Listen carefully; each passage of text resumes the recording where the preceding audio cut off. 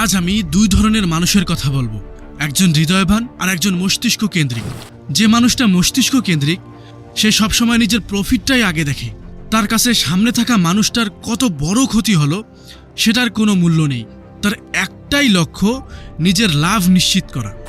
তার ভেতরে প্রকৃত ইমোশনস থাকে না। ভালো করে লক্ষ্য করলে দেখবে তার কোনো সত্যিকারের সম্পর্ক নেই।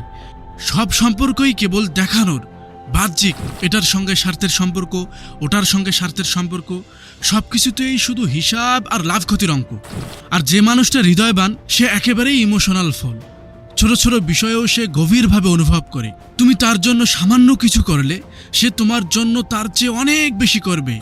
কিন্তু যদি তুমি তাকে কষ্ট দাও, যদি তুমি তার সাথে অন্যায় করো, তাহলে সে সহজে তোমাকে ক্ষমা করবে না।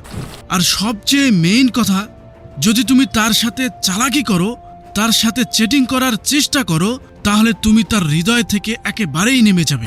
কিন্তু যদি তুমি তার হৃদয়ে জায়গা করে নিতে পারো, তাহলে সে তোমার জন্য নিজের প্রাণ পর্যন্ত দিয়ে দেবে।